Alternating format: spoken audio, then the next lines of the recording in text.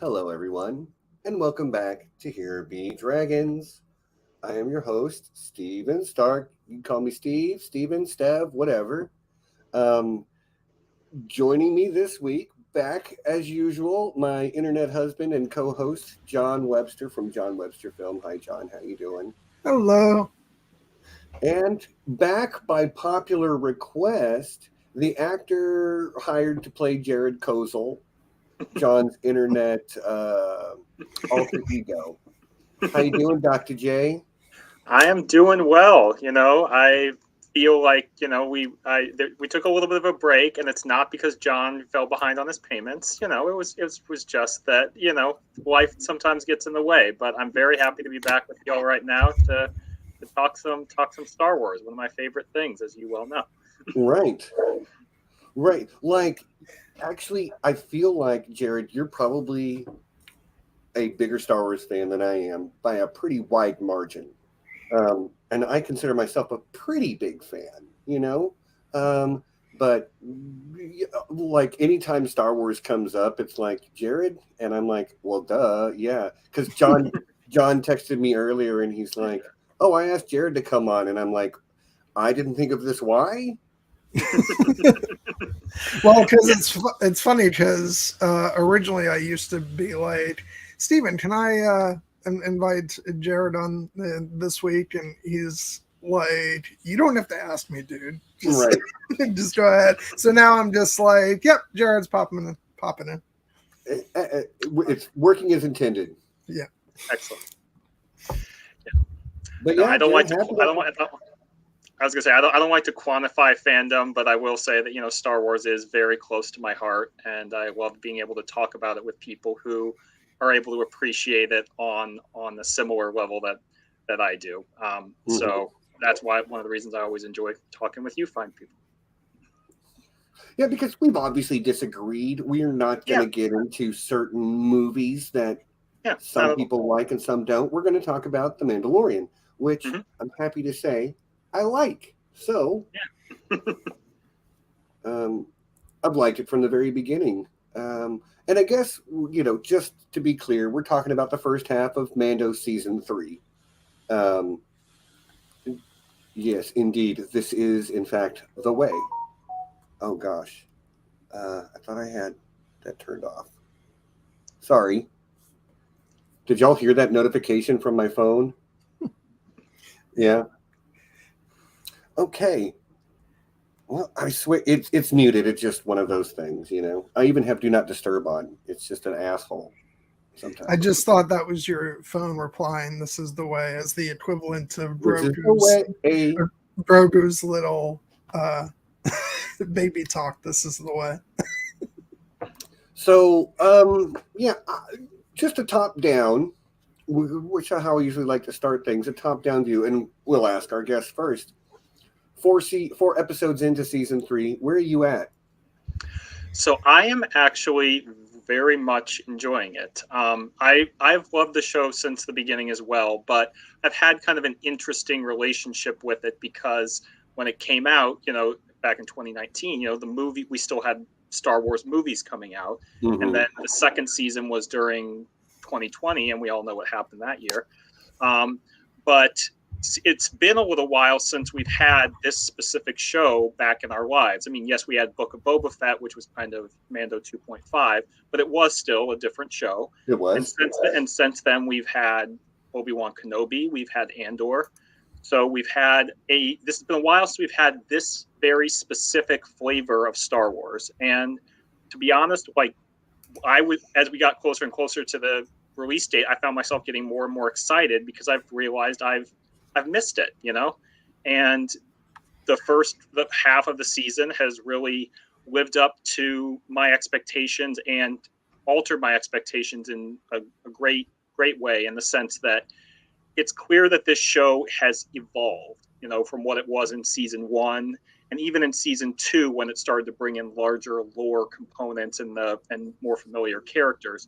Now I feel like it is telling what's more or less a very linear story. Like, there will be offshoots, like there was in chapter 3. There will be side missions, but it really does feel like we're starting to get into the Mandalorian part of the Mandalorian and what it means to be a Mandalorian and all that entails. And so far, I've been very happy to go along for the ride. Me too. So your top-down view is love it, all of it. I mean, there are certain elements that I love more than others. Sure. I feel like in particular, the premiere, which we may get into, I was just so happy to see Star Wars embrace the pulpy weirdness again after Andor, which I adored, but it was not as common there.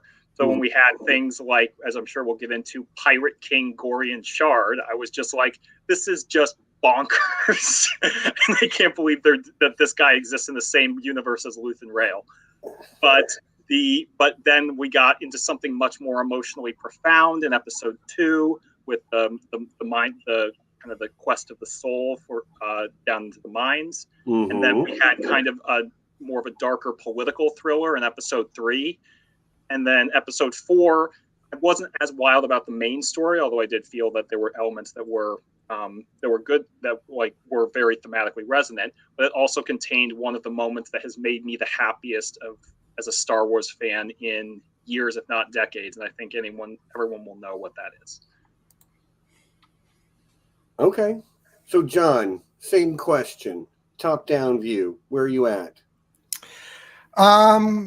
I'm liking it. I don't know if I'm loving the season so far, but that's kind of it's not even so much that I feel that differently about the show overall, but it does, like, hopping off of what Jared said, we are in a different place to where we were, especially back when Mandalorian first premiered, because Mandalorian was like, the first live action Star Wars show. So it had that of it was sort of new territory.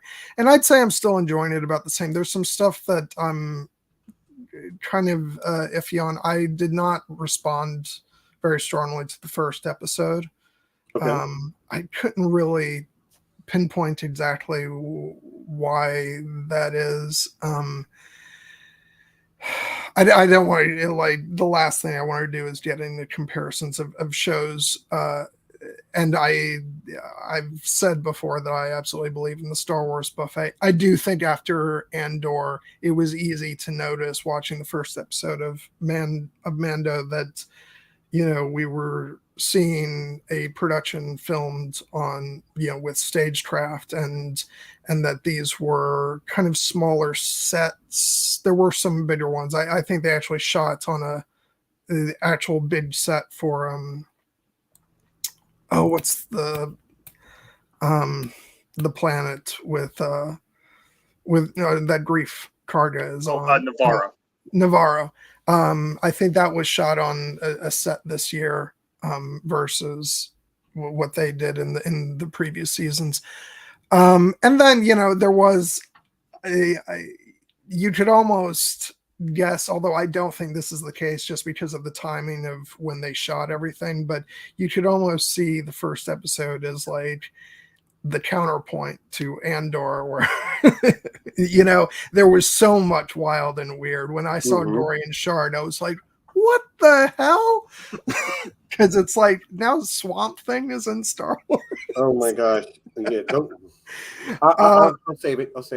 But then I just want to say episode 2 I loved. I really, no pun intended, diving deep into Mandalore and the history and getting Bo-Katan and all that. Episode 3 was probably my favorite, just with I loved that story. And episode 4, the big moment, like how can you not love that? I was a little less. I think I'm with you on that one, Jared, where the episode overall I enjoyed, but I wasn't like super crazy about. But that sequence was like, yeah. Okay, cool. So kind of top down, mostly liked it. Got a few problems here and there, or just maybe not even problems, just things you didn't necessarily resonate with. Yeah, I'm gonna broadly be the same. Like, I came into to episode 1, and yeah, it had been a good long while since we got proper Mando. As you say, Jared, Book of Boba Fett felt 2.5, but even that didn't feel like Mandalorian per se. And this show has its own specific flavor, and it was really nice. Like, I enjoyed season 1, I enjoyed season 2, but I was also at that point where I wanted a different taste. And Boba Fett and Obi-Wan were not the tastes I wanted, but Andor was. So then when we came back to this flavor, I was like, oh yeah, I like this. I do. This is yummy. And then we get weird green, like Easter grass Chewbacca. You know, that green plastic, like, and I was like, wow, this really just pulled me straight out. But then again, episode 2, amazing. What they're doing with Bo-Katan is so good so far. Episode 4, loved it. Loved the whole thing. I loved the main storyline, despite the fact that there are so many problems with what's going down there that, like, I don't even know where to start. But I don't care. It's Star Wars. They're playing in their sandbox with action figures. You know what? Go for it. And the flashback, we're all going to rave over the flashback when the time comes, I know. But my biggest drawback so far was episode 3. And not because I didn't enjoy the characters. I actually enjoyed them quite a lot. My problem comes from, forgive me, I don't know their names. It's Dr. Pershing, and I don't know his sort of like... Elia Kane. Okay. Was that the woman? Yeah. Yeah, Elia? Elia Kane, yeah. Okay. Well, I don't understand what the hell is going on with this person. Like, I cannot get a read. Is she a good guy? Is she a bad guy? What's her reason for doing this? What's her reason for doing that? And I finished that episode feeling more confused than anything. And I have since heard people talk about and theorize what's going on. I'm like, okay, I can get behind that. But on a certain level, I had hoped the episode wouldn't leave me feeling confused about why the hell this woman is choosing to do the things that she's choosing to do. Does that make sense? It does. It does. I think that, I mean, in the question of whether or not is she a good guy or a bad guy after that episode, I think I come down on the side of bad guy. Bad guy. But the more interesting question is why. You know, is she in league with still in the league because she was before with Moff Gideon? Is she part of a larger imperial conspiracy? Is she just out for herself? And is she just trying to, like, you know, one up her fellow, you know, Amnesty members? And we don't know the answer yet. But the reason I found it so intriguing is because this is clearly part of the larger story that they're telling of what we kind of colloquially will refer to as the Mandoverse, which specifically means the story of the galaxy in this era. Mm-hmm. And you know, when I mentioned that, you know, Mandalorian has become more serialized and has become more lore heavy, it's also started to broaden its scope away from just Din and Grogu and their emotional journey. And I also, it ties into, you know, we know for a fact that there are other shows in this era. Boba Fett, Ahsoka will be set in this time. Mm-hmm. So will Skeleton Crew. And it seems very clear that they are building to something, whether or not that's Star Wars version of Avengers with Grand Admiral Thrawn taking the Thanos role. I don't know. That would be my guess. But yeah, I kind of feel like in order to properly tell that story, they needed an episode like this to kind of set the larger context. And so I'm willing to be patient with it because it's clear that this is part of the table setting they are doing for, you know, what ultimately will come. Yeah, but I understand all of that, but if we're setting the table, like, I don't understand why I have a ladle and you know, tongs at my place setting. I just don't get it. You know, I don't get me wrong. it was a fantastic episode, but I was just so confused because I was like, what is she doing? She's helping him. She's because I went back and forth 5 times throughout the course of that episode saying she's working with him. No, don't trust her. Okay, maybe I do trust her. No, don't trust her. And then by the end, pretty clear that we shouldn't trust her. Well, I mean, if we look at like what did she ultimately get out of this? I think I have an answer. Yeah, she got him. She was asking him to resume his research, which he clearly wanted to do as well. Mm-hmm. And then he went and collected the supplies to, do this special type of cloning technology that they are speaking of, called strand casting, which involves kind of hybridizing DNA from 2 separate hosts to create something bigger and stronger. And I think so that's part of why I think that like she needed the technology. She didn't necessarily need the scientist. I think she does need the scientist. They established that whatever machine he's in can be used to damage or remove memories. She might hit rewind to a time before he realizes back to when he was still working with, say, Moff Gideon. Yep. So he doesn't believe he's out anymore. And if she's working for a Thrawn or a Gideon type character, I could understand that. I just didn't make that connection during the course of the episode.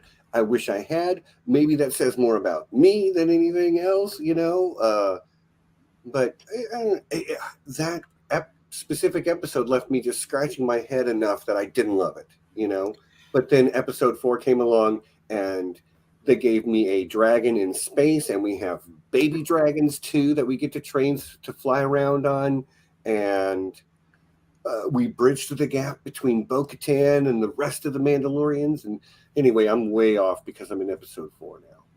I mean, anyway, so with as far as all that goes, for me, it was clear by the end. Okay, she's obviously a bad person, and she's still in league with Gideon or with some other Imperial force. And to me, my read on it was, yeah, she had the equipment, and the way she turned that dial up, I think she's wiping his mind completely, so that he can't. That they don't want him and his knowledge in the hands of the New Republic, and if he's there now, they just as well have him off the board completely.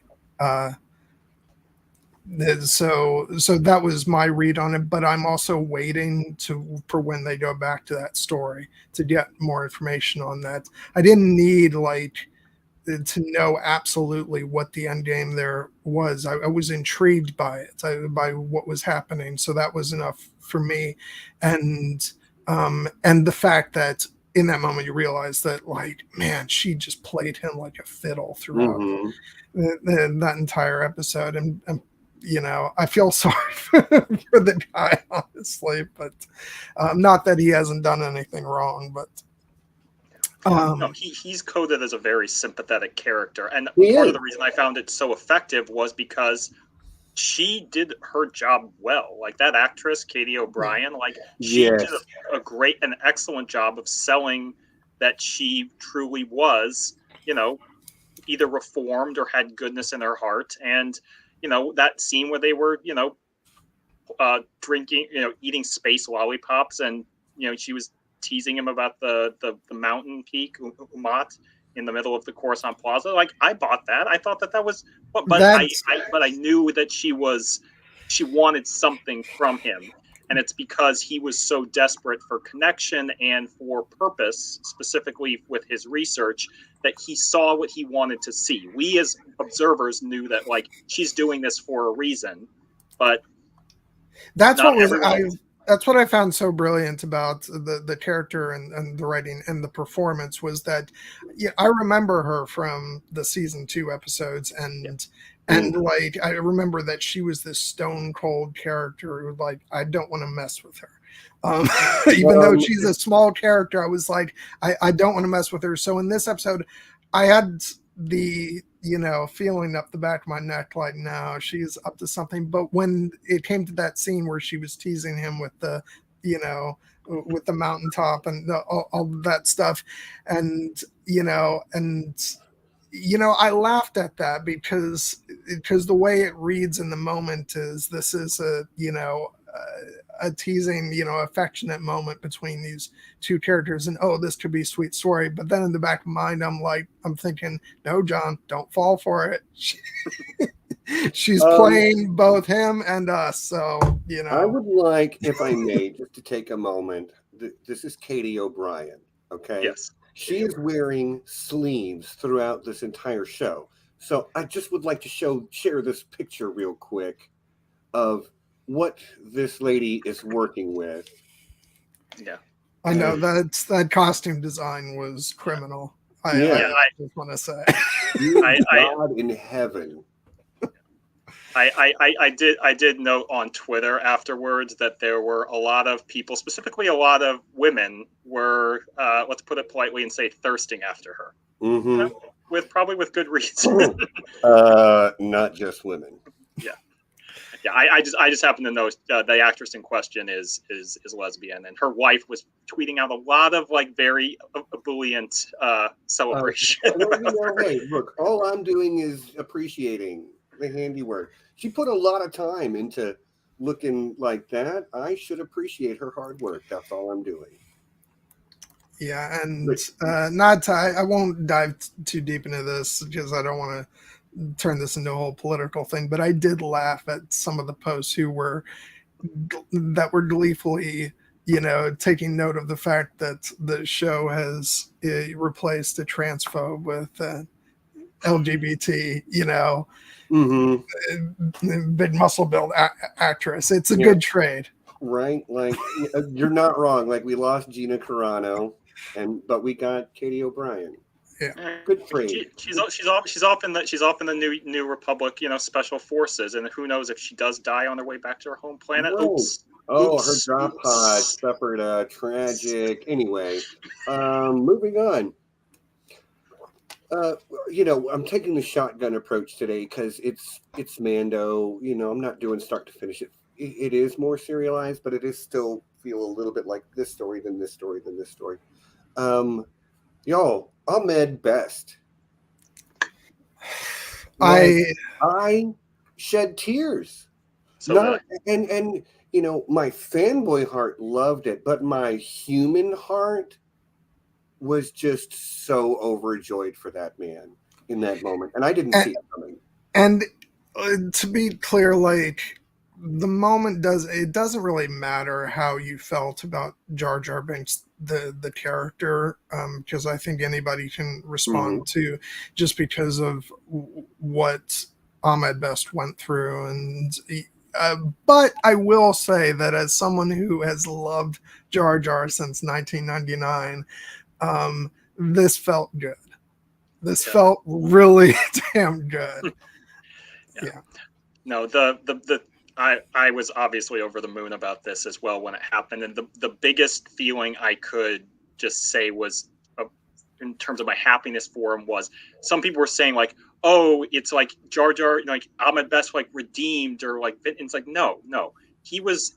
He was always a great performer at doing what he was asked to do. And this is not a vindication for this is his celebration, because he did not have to do this. The character that he originated, Keller and Beck, actually he originated for that game show Jedi Challenge, I watched that, by the which way. I watched and I really liked, and I anticipated that at some point he would become a live action character, but I thought he would be in the High Republic era. I was not expecting him to show up here, and specifically in this context, in this role, as the answer to the ever-present question of who saved Grogu from Order 66. And that, the reason I found the moment so powerful, apart from just loving this for Ahmed Best and seeing everyone celebrate him, was that the moment also works in the show itself. Because the character of Keller and Beck, as established in the game show and continuing here, what is he? He is a teacher of younglings. He is a protector. And so what does he do? He protects and saves a youngling from certain death. And to see him in action doing that, using his martial arts skills as the sabered hand, that was so cool. Yeah, I was overflowing with joy for Ahmed Best. It is not a secret. I do not like Jar Jar as a character. I don't. Well, okay. You're allowed to love Jar Jar, and I don't have a problem with that. But like my dislike for Jar Jar has nothing to do with Ahmed Best, who has been a great ambassador for the IP for a long time as well. And I watched that Jedi Temple Academy thing where he was Kelleran Beck. And yeah, he's training young Jedi younglings to become Padawans. And it's a fun show. I really enjoyed the sort of like narrative style that they had to it.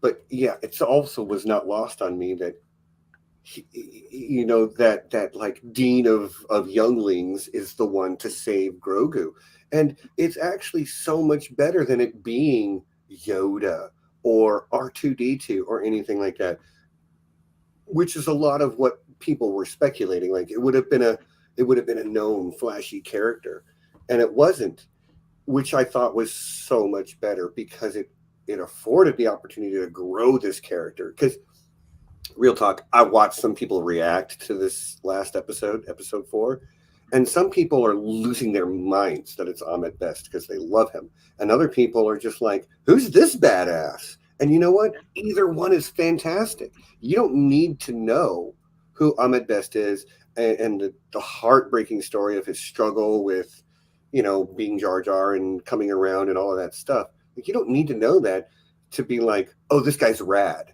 Look at him dual wielding lightsabers and cutting off in front of the train, and yeah, he's awesome whether you know who Ahmed Best is or not. And I thought that was a really great way to really give the character his due, because I also thought like, oh, it's Ahmed Best, that's amazing, he's going to be here for 45 seconds.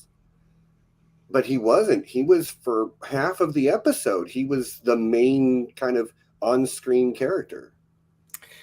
Yeah, I mean, there's a few things about this whole thing that I just have to talk about. First of all, I did not watch Jedi Temple Challenge, but I knew of it.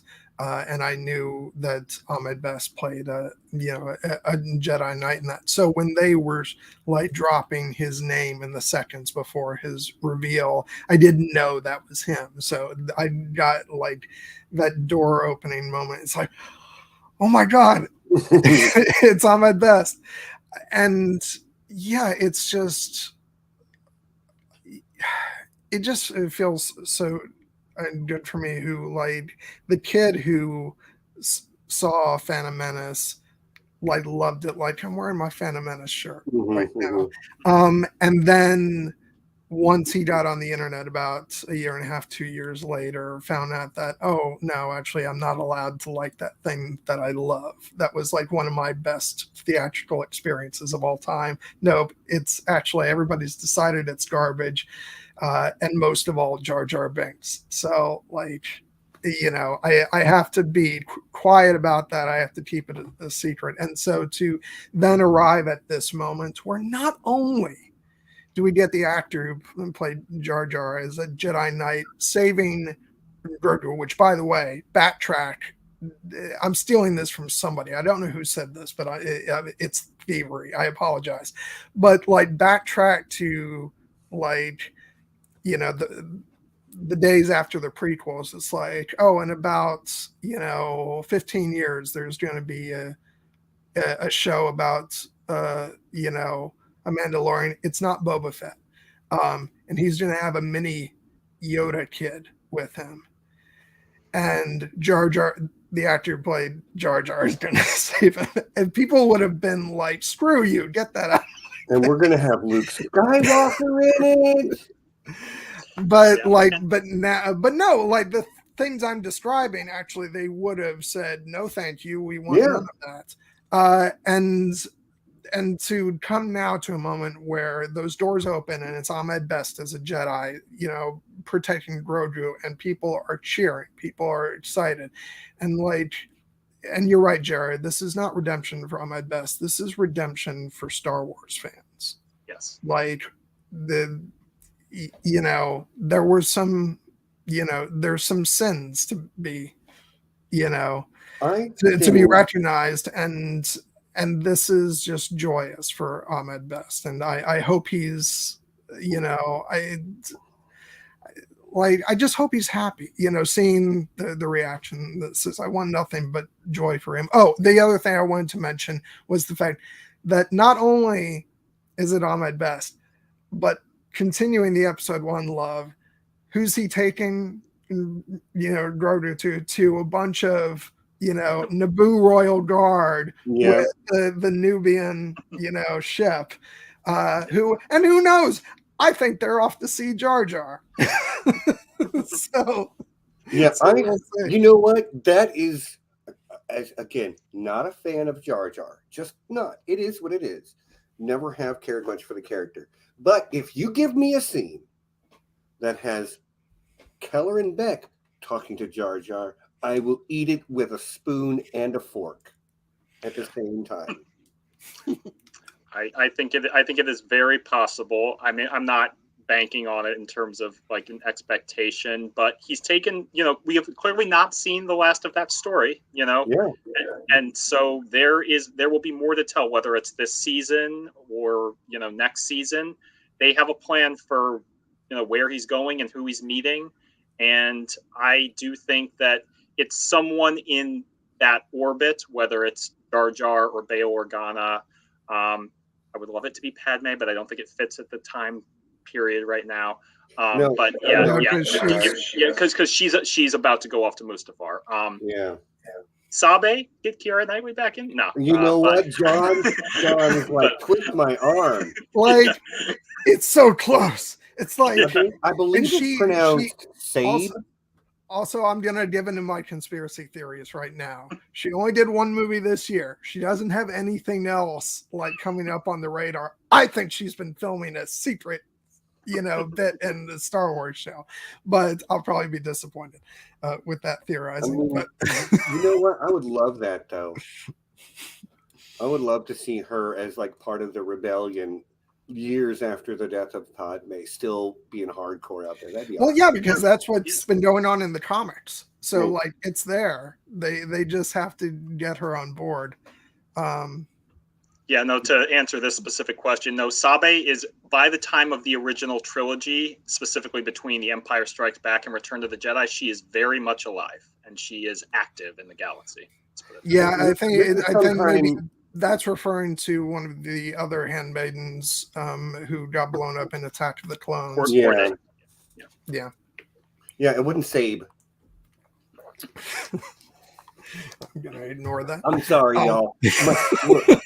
I can't help that trollishness is in my genetics. It's just gonna happen sometimes. We'll move on. No, but like talking about more realistic things that probably will be part of this story. Like, I'm very interested, but also scared to see what happens in the rest of this story, because like the way that, they had Grogu next to Kelleran as they're going through, and like the way he was at, he's got his little pod and stuff. It very much reminds me of like his dynamic with Mando. And obviously Grogu has been scarred by like this whole event, but I don't think it's just the Order 66. I think it's what happens after this, because we haven't seen the rest of it. So that just tells me that the really dark, sad stuff is coming up. So did something happen to Kelleran? He is a Jedi Knight, and it's it's like, is that, and then if something did happen, that adds so much light to maybe his fear of what's going to happen to Mando, and is he going to lose somebody again? So I'm interested but scared about what the rest of that story is. Yeah, I think there is a very non-zero chance that unfortunately Kelleran Beck we will see him die. But after this episode, I have every confidence that if that does happen, they will give him the most badass death scene any actor could ever ask for. So, but clearly, on a more serious note, yeah, like we know that Grogu eventually ends up, as Ahsoka said, someone took him from the temple, and there his mind kind of goes blank. He had a long, dark period where he was either in hiding or he was being like treated as a piece of cargo. We know where he eventually winds up with those, those pirates on Arval 7, where Mando finds him. But, so he's going to go through some trials and some trauma. The question is really just becomes how his character, how it informs his character going forward, because is part of the reason he's so attached to Din is because he's already lost a protector. Yeah. Yeah, I definitely feel that. And I agree with you. I don't know that it's going to be this season or next, but we flash back. We get a whole bunch of story having to do with, the actual moment of Order 66 till the time we get away from Coruscant. Inner hyperspace. Grogu and Kelleran are still like that, as you say, that story's only half done before we snap out of it. And I, like many others, was like, no, stay with, don't. Oh, okay, I guess. Give him the little armor thing. It's real cute. It's like, I just cracked up at that because it's like, look at me, I can't move. Yeah, he's already got his chainmail. He doesn't need to be lugging that around. Right. But oh my god! But the moment leading up to the flashback when he's waddling in there was the cutest thing in the world. I could just watch Grogu, waddling all day long. It's so great. Yeah, I mean, we love him. Like, and if you'll remember, like, this was a huge risk back in season 1. They felt like they were taking a huge risk with Grogu. Like, are the fans going to think it's too cheesy, too cutesy? I think the fact that it was, gritty, the internet's gritty daddy, Pedro Pascal, doing Pedro Pascal things helped a lot to sell the sort of like darker edge of the show. But Grogu gets to be cute, and the fact that he's not annoying, he's a little bit annoying sometimes, like kids are, stop playing with that thing, quit, or get out of there or whatever. But mostly he's just a cute kid who really, yeah. But we all loved him, and then we heard the name Grogu, and I was like, nope, I'm never calling him that. And which, by the way, about 3 days later, I'm like, it's fine, it's Star Wars. But that also gets a great moment this season when Mando's like, his name is Grogu, and Grief is like, if you say so. Yeah, I loved the Grief Karga stuff. I also loved, and we're going to get back to it, the IG-11 subplot. I almost guarantee we're getting IG-11 back before the end of the season. Yeah, I found that a little bit strange in the sense that they make this whole setup that Din needs him to go to Mandalore, and then they need to go get the memory chip, and I'm like, oh, so we're going to go spend an episode getting a memory chip for IG-11. It's like, nope, he goes to Peli Motto, and she pawns R5 off on him. Yeah. Which, speaking of, not to get negative because I do love the air, but in terms of one of the things that is not working as well for me in this universe, Peli Motto's shtick is kind of starting to wear a little bit thin for me. I still enjoy the character, but like when she was basically trying to pull a hustle job on Mando, I'm like, he should be smarter than this. I mean, good for R5. R5 is I think he's been there since the beginning, literally. But yeah, and so I do think that we eventually will get IG-11 back. It would be weird if they just dropped that subplot. I think he may reemerge when it seems like at some point there's probably going to be those pirates come back and attack Navarro, and I imagine that's where he may rest. Yeah, as much as I try not to get spoiled, there is some stuff in the trailers that leads me to believe that you were setting up for the there's going to be an attack on Navarro, and I think that we're going to go back there maybe by the end of the season, possibly, or at least in one of the last episodes of the season. And oh, guess what? They found the part for for IG, and those Antellans are resourceful, man. Yeah, and they're going to he's going to kick some ass. So I don't subscribe to this. I know some people are speculating, but it seems a little convoluted to me. It's like, Palpatine's gonna, why would he let him escape? Why not just grab him there? I and also another reason is because I don't like the idea that the Naboo Royal Guard have been put up to this by Palpatine. I like more the notion that like these guys are actually standing up for what's right. They see what's going on. They're like, we've got to help the Jedi. And so I don't know, maybe I'm wrong, but I hope I'm not. Yeah, I hope you're not too. But we'll say, of course, it's not going to end well either way. Yeah. No, they're called the dark times for a reason. So yeah. Yeah, because this is the era, like, I don't know that we've nailed it down, but at this point, I'm going to go with, what is it, 14 ABY? Oh, for the so the flashback would take place in right. No, I'm talking about like the episode itself. Oh, the main the main story. The main storyline. So I believe it's around 9 or 10 ABY, because the Mandalorian started 5 years after Return to the Jedi, which itself is 4 years after A New Hope.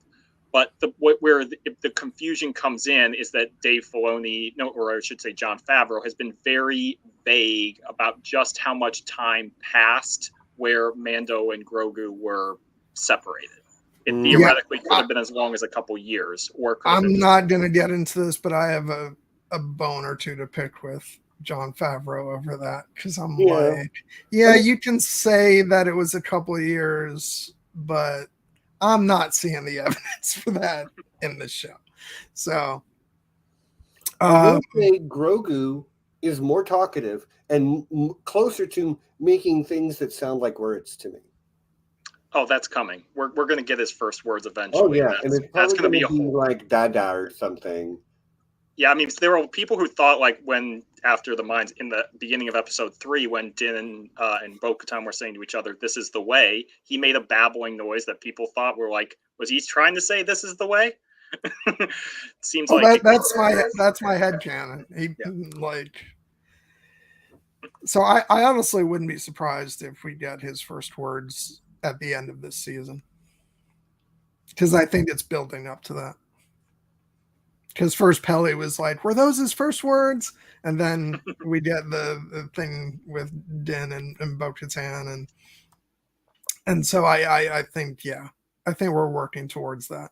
What I'm really interested in, and this gets into what was going on in the last episode with the covert and with Bo-Katan coming in and taking a look, like, I'm very curious about what direction you guys think this is headed. I don't know what you're doing, Stephen. I'm just going to ignore you.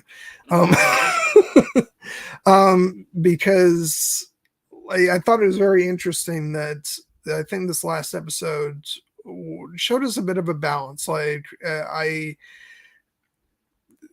we see some things that are actually kind of good about, the covert, that they're not just necessarily, I don't view them like just as, Death Watch the Next Generation. I actually think they are better than that, because they don't seem to prioritize violence and hurting people.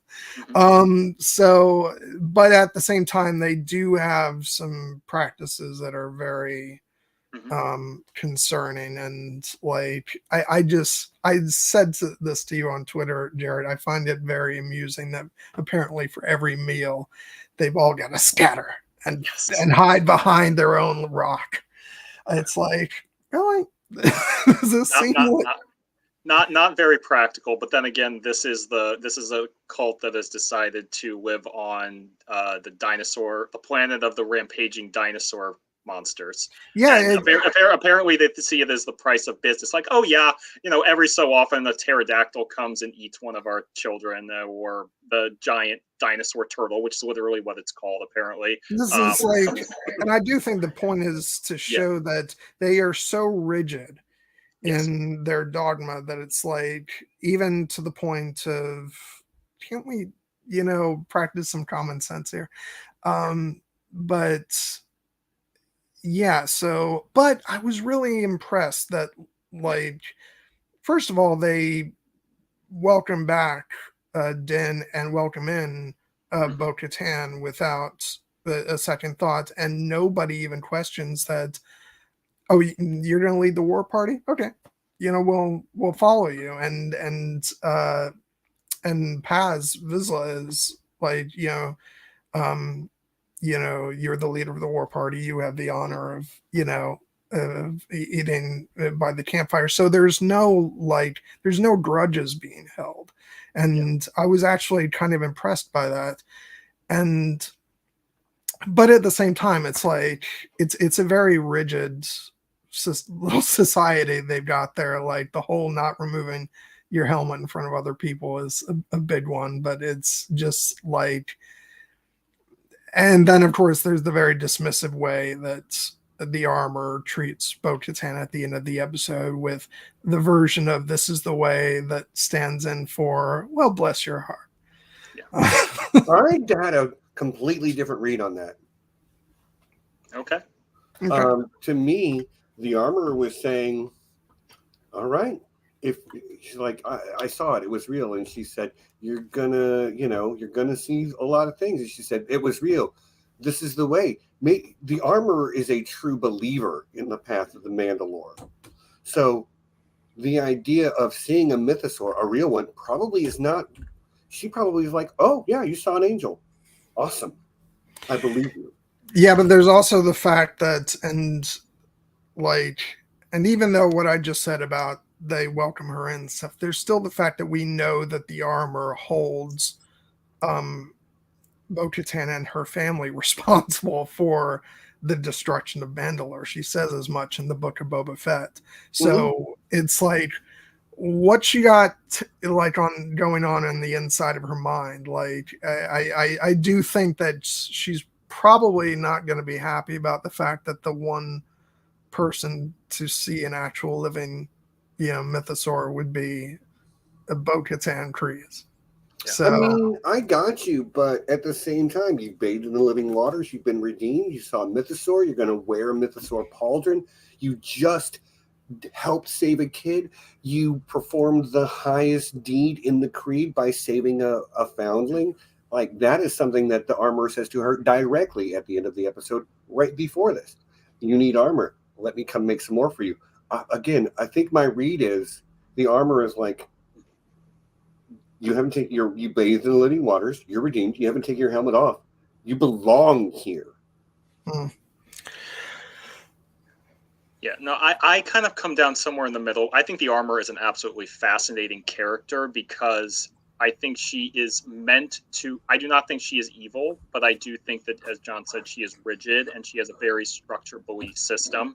And I feel, though, that she is very convinced of that the way is the right way, the only way. And that's, I think, where my distrust of her comes in, because, for instance, when she sent Din Djarin off on this quest to get to the living waters, I don't know if she actually wanted or expected him to ever return, but then he did, and she not only took him back, but she agreed to take in Bo-Katan, who, as John said, she blames for the destruction of their world. Interestingly, Guilty Undertaker mentioned that the armor has Darth Maul spikes on her helmet.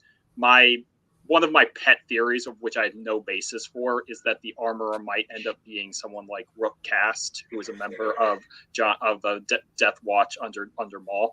But that's neither here nor there. It's really the idea that She saw her world shattered. She became very convinced that this was the way that they needed to go to survive. And when Bo-Katan, who she blames for the destruction of the world, comes back to her, Bo-Katan is now like, has lost all of her power in her station. So the armor, it's almost a power move to like bring her into the fold and say, you will now do things and see things my way.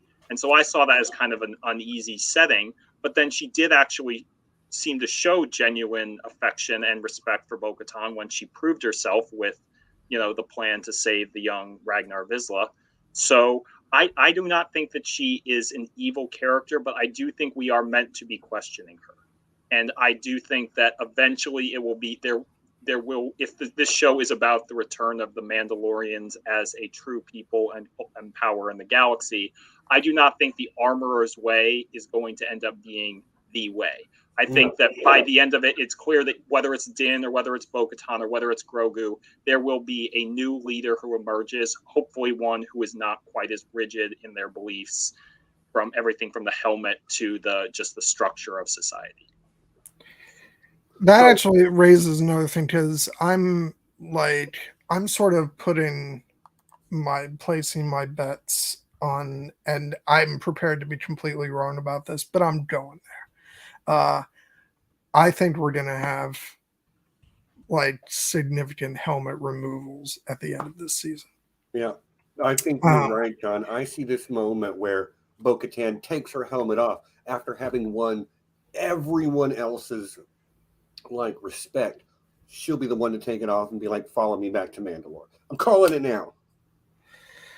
And that's also because I really just like, I get all the reasons, the story reasons why they've done it and all that. And maybe people who, you know, are like, who were Boba Fett fans because he looked cool in a helmet, you know, feel differently. But I want to see Pedro Pascal. I want, like, but also because, like, and I don't want this to sound like a gripe against the show, but I kind of have gotten to the point where I'm like, all right, I don't want to just hear his voice and be looking at a helmet anymore. Can we, you know, get to, like, there's a full-bodied, you know, performance with his face and all this stuff that we're teetering on the edge of. Like, I feel like we're gonna get there, and I'm just kind of hoping we get there,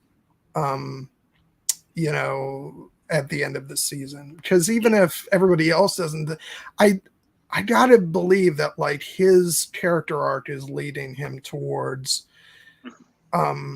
removing that helmet and like embracing a new way that is not just the strict dogma of the Children of the Watch. Mm-hmm. I agree, and I think that is eventually where we will be ending up. It's just a question of how soon, because something's going to have to happen to get them to get the character there. Because for now, like, he had this incredibly emotional moment at the end of season 2 where he willingly removed his helmet to first, you know, get the information he needed to save his adopted son, then because he wanted to have that bonding moment with them. But as soon as the armor was like, no, that was bad, he's like, forgive me, how can I atone? And he went on this big quest to get redemption, and now he's like, he's not taking the helmet off again. And I cannot believe the show wants us to think that moment of connection that he had with Grogu was bad. So we're clearly meant to be questioning the helmet rule. It's just a matter of both, you know, the character's journey, something like maybe it's the moment when Grogu has to put on his own helmet. Is that going to be what causes him to question it? But it's something has to happen to break him out of his current, like, I'm back with my group and everything is great now.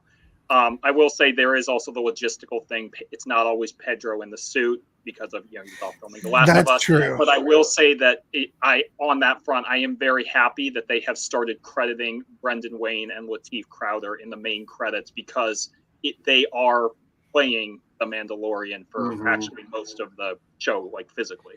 And removing the helmet doesn't mean that he's not ever in the helmet. He's a Mandalorian, like, and so for a lot of the stuff, they'll probably still have him, you know, for action scenes, they'll still have him in the helmet. So, you know, so you'd still have, you know, the stunt performers, you know, taking part in that. But I just, like, for intimate scenes, I do want to, like, can we just move past this? But I think that my hope is that they will address that this season.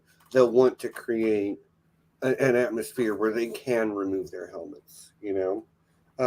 Obviously, in a warrior society, your kit is a big part of who you are.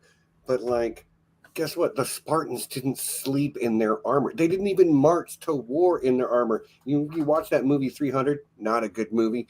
But if you watch it, you'll see the Spartans marching, and they're like got their armor on, and there's nobody following behind them to cook their food for them. Like, still, like, I would not. On the side note, I would not on the whole rate 300 as a good movie, but I really enjoy all the Lena Headey scenes. Just gonna say. All the Lena Headey scenes. Yeah, we know where you're going with that, John. Anyway, yeah, she's a good part of a bad movie. But yeah, like it's ridiculous, guys. I keep coming back to we've danced around the Paz Vizsla thing, and I'm going to. Oh, I feel you, Jimmy. Oh, it hurts. Don't tell me it's not. It's Pedro in there. Well, it's not always like. It's not always not Pedro. And like that's, and it's partly just a logistical thing because there's a lot of stunt work, for this, and so, like in any case, it wasn't always going to be Pedro, but like the fact that they're no longer like keeping it on the down low, I like they're let the performers get their credit. I'm with you. Yeah. Okay, but like we've been kind of dancing around the Paz Vizsla thing, who has been at odds with Din really since the first time we met him. And I like that he's a character that keeps coming back. And he. What's interesting is that he's no longer voiced by Jon Favreau, which I don't know when that switch happened because I didn't notice. Because whoever's like doing the voice, or if it's the actual performer in the suit, they've done a great job of just making him pretty much sound the same. So, and I do wonder if part of that is preparation for maybe he removes his helmet and just so Jon Favreau didn't have to under there. Yeah. But okay, my larger point is like by the end, by the time we get to where we are in the story now, like the bad blood between Din Djarin and Paz Vizsla should be well and truly buried. Because Paz Vizsla, a big Vikings fan, by the way, has a son named Ragnar. Great name, Ragnar, by the way. Yeah, Ragnar Vizsla definitely is a true Viking warrior name, and interestingly, played by Kimmel's nephew. But so, in point of fact, he has no idea what his father's face looks like, and theoretically, his father doesn't know what his mother looks like. Because they don't take their helmets off ever. Yeah, I to be fair, I do agree that the whole like how do Mandalorians reproduce? Do they keep the helmets on? Is kind of one of those things that's just like ridiculous. Socks, that's it. I will say we don't know for sure that Ragnar is Paz's biological son. He could be a foundling. A foundling like Grogu. And they do literally refer to him as a foundling. I'm sorry, I'm just cracking up at the image of like, so just the helmets, right? Everything else can come off. No, keep your socks on. You don't want to keep it cold. Yeah, and that will be the first ever sex scene in Star Wars, not counting what was alluded to in the end. Oh God. Do you want to stop for the mid-roll? Oh yeah, the mid-roll. Hi everybody. Let's do it. Hi, everybody. I'm Steve, and that's John. That's Jared. We all want to thank you for joining us for this, wild time we're having talking about a show that we all enjoyed. what do we do in the mid-roll? We remembered that this is a YouTube channel, so please hit the like button and subscribe if you haven't done those things already. I would appreciate it. Well, also got to make sure I shout out our patrons, and because they're good people that I love. I love all of them. Our patrons, our Great Worm patrons, are this guy right here, our alpha patron, ridiculous Ed Tollett, the You Spilled My Drink guy. No, he's not that. He's referring to the Yeah, actor. I know. I'm just harassing Sean. Love you, buddy. But our other Great Worm patron is the fantastic Lord John Bronsteen the Wise. Thank you, Great Worm patrons. You are literal dragons of the highest magnitude. There are other people who are dragons who support us, and they're elder dragons. They're not Great Worms, but if you're an elder dragon, that's still pretty rad, if I say so myself. And they include such people as the Cloaked One of the Underworld, Ryan Stavka, the Russian Quartermaster, Reflective Rambling, this fantastic weirdo right here, Arch-Maester Emma, Kate, Mistress of the House of Books, some guy called Jared Kozal, Doctor of Dragons. I've heard of him. Lady Maura of Starfall, and Lady Rita, the Unbound. Thank you, patrons. We really appreciate it. If you would like to become a patron and have me read out your name in an overly dramatic style once a week, well, by all means, click the little link in the description that will take you to Patreon. And I'll do that. It's going to be, and yeah, you give me money. I overly dramatize reading your name out, as well as actually genuinely appreciate you making this work for us. Yeah. Also going to plug my recent change. Ooh, Kate, I haven't seen you in a minute. Hi, buddy. I just said your name out loud in an overly dramatic fashion. Yep, and Dan just popped in too. Oh, wow, that's a coincidence. Yeah. Hi, guys. Who would have thought that Kate and Dan both got here at the same time? But I'm also I'm a professional Dungeons and Dragons game master as well. And if you need somebody to run your D&D game, I'm that guy. I'm good at it. I've got Roll20. I've got all the expansion stuff in Roll20. So we'll do battle maps. I know the rules front and back. I've got a game world I've spent over 20 years evolving. Come play Dungeons and Dragons with me. I will give you exactly what you want. Not exactly. Nobody should get exactly what they want in D&D. But thank you, Cassie, Reflective Rambling, for this. I have the link in the description as well. But yeah, Cassie, you are the best. As a certain Sith Queen Lord said, do it. Do it. John, next week we're going to be talking about something, you, me, and Nessie. Do you have any idea what that is? Oh, I thought that meant you were going to tell me. Okay, so your short answer, no, right? No, but I want to get together, the three of us, and actually talk about this. I actually want to throw this out, and we'll post in our Slack. Oh, that's another thing. Slack group. You want to join our Slack group? Tell me. You send us an email to 33dragons@gmail.com. I'll get you in there, and we will, our Slack group is where all of our community stuff happens. So come join our Slack. Yeah.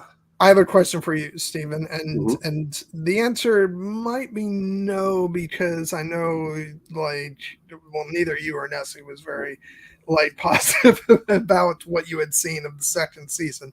But season 3 of Picard is a whole different thing. Okay. Have you been watching? I have not, but okay. That doesn't mean I couldn't catch up by this weekend. And I have heard from reliable sources that the third season is better. So yeah, I might. I enjoyed the first season well enough. I really didn't like season 2. No, I enjoyed season 2, but I will say that what they're doing with season 3, I mean, honestly, it is like, it's more the next generation reunion show, honestly, and I say that in a good way. And just things that they're like, doing with like the music and just I'm only 2 episodes in, but I'm enjoying it, so much. And from what I've heard, it just keeps on firing on all cylinders. So I don't know, just an idea. It's definitely an idea. Here's my idea. I got a whole new like series that we can start on. Okay, and it could go for forever. Are you ready? Sure, I don't have the time for the stuff I'm currently watching, but yeah, let's hear about you it. don't need to. John, what if we got together next week, you and me and Nessie, and we heaped our love upon a character like Luke Skywalker or Sansa Stark or Batman? Not this movie, not that actor, but like the character. We've done it for a lot of Expanse characters. We did deep dives on like Amos and Holden and Naomi and like a bunch of them.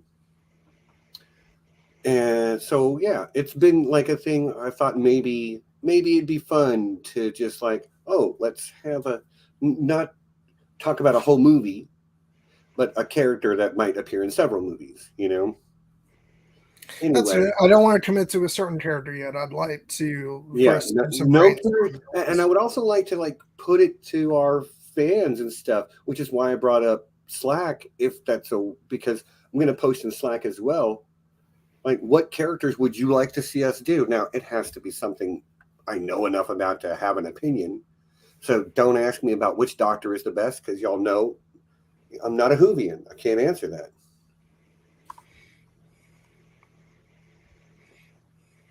Yeah.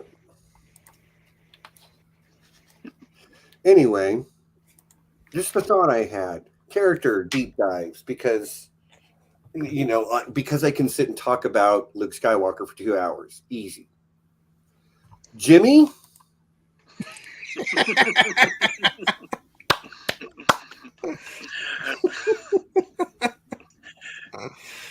Hey, you asked for suggestions. I did ask for suggestions. Thank you, Jimmy. It's on the list. Oh god! By the way, that is really funny. I think that made my day. Maybe, you know what? I played it like I was offended, but it was because it was so funny. I had to like lean into it, But yeah, that's just like this sort of thing that I've thought might be fun to start doing, and we can always do a retro review. But yeah, we'll throw it to Nessie. If she wants to do Picard, I'm totally down. I'll get caught up.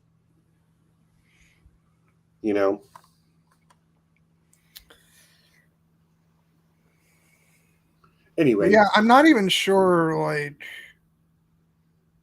I don't know if either of you even finished the whole of season 2. Maybe you did, maybe you didn't, but I'm not. Of Picard? Yeah. Yeah, I finished it. Wasn't a fan. Okay. Well, no, I was just asking because as of 2 episodes into season 3, I don't think that there's anything from the previous season that like is crucial to know about, but I can't speak to the rest of the episodes that have aired so far. But since you watched it anyway, then we're fine. I just didn't know if you guys had finished it because last time I spoke to you about it, the word was not positive for sure. I thought you guys might have just given up on it. Yeah, I thought it was kind of a mess, season 2. I feel like they took the 2 best characters, did them as dirty as possible, and then wrote them out of the show. But, what are you going to do? What are you going to do? Well, I'm not going to comment. I feel a little differently, but anyway, that's the mid-roll. We don't know what we're doing next week, but something. We will be doing a Mandalorian wrap-up. I really hope we can get Nessie in on that. But the way the timing looks like it works out is that the final episode will air April 19th, I believe. Yeah, she's gonna kill us. The final episode will air like April 19th. Yes. I'd still vote that we just hold it for a week because she did say she wanted to be a part of it. So if we hold it for a week, that's Ice and Fire Con.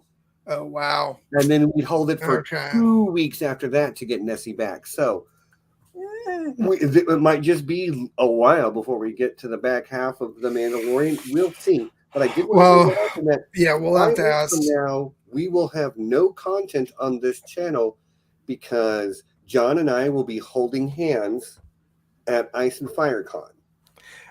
And by the way, I have to say, my dad is going on a trip himself, but he's an extended trip. He's going to be leaving a week before Ice and Fire Con.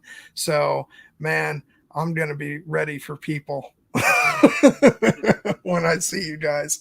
So it's going to be very joyous. So 5 weeks from now, Ice and Fire Con, I'll see some of you there. I'm pretty sure. I think Jimmy is probably going to be there. He was there last year. I know. Which is great. We had so much fun. Last year. Kate, are you coming to Ice and Fire Con this year? I think you've told me no, but I just want to double check, Kate, if you're still there. You may not be because I know you said you hadn't watched Mandalorian yet anyway. But yeah.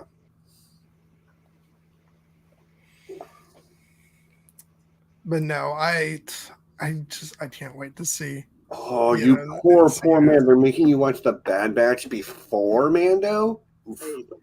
I'm doing that. No, that's what I'm doing too. This season of the Bad Batch has been incredible. Yeah, I know. Like I liked the first season of Bad Batch. I don't know. It's Echo was not Echo. Omega. Echo has a lot more to do this season. He didn't like Omega, Jared. Yeah. What am I supposed to do? Burn him at the stake right, because honestly, like Omega is it's like the most precious little bean in all of Star Wars, and that includes Grogu. Most annoying little bean. Like you gotta put up with you're fine with the cute little Yoda baby, but because they don't talk and say a bunch of crap. Anyway, you know what? Oh my God! It's like that, is it? It is because now I got backup. John, you and I will carry the torch for the Bad Batch. You know, okay, and hopefully we'll be which clearly in the minority here. Clearly, which by the way, I do want to say, this is something I haven't talked about yet. This was probably part of, and I'm not saying I do think the first episode had some issues that made me not crazy about it, but and I'm talking about Mando, but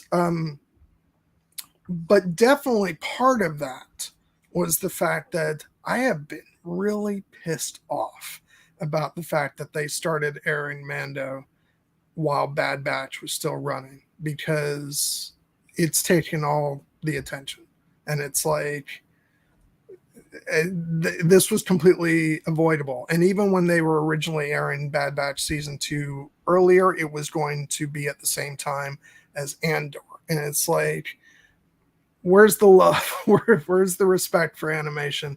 And I have been annoyed about that. So it has kind of interfered somewhat with my the degree to which I've been able to just enjoy Mandalorian for its own sake. That said, I'm not watching the Bad Batch. Once it's done, I'll watch the whole thing.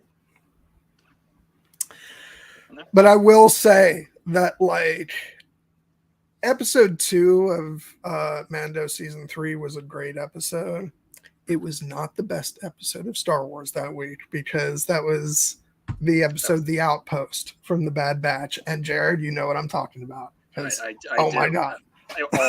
All-time great episode of Star Wars animation, and possibly Star Wars in general. So I'm sorry, Steve. I won't drive you too crazy with with doubling up on you. That's fine. Like look, I'm not afraid to share my opinion. You guys know this. No, not at Yeah. all. I'm not afraid for you to tell me your opinion sucks, Steven. And you know what? Clearly, most people in the chat are agreeing with you guys that Bad Batch is great. And I enjoyed the Bad Batch. Not gonna tell you I enjoyed a character that I didn't, though. For the same reasons that I have problems with the droids sometimes, or Jar Jar. It's just a little bit too fart and fall down, or a little bit too look how I'm a cute kid and I'm in over my head. And sometimes I just want that Star Wars story where you don't have the child getting in the way and messing things up. That's the entire show of The Mandalorian. I mean, maybe not messing up. Okay, but like, I don't want it in every show.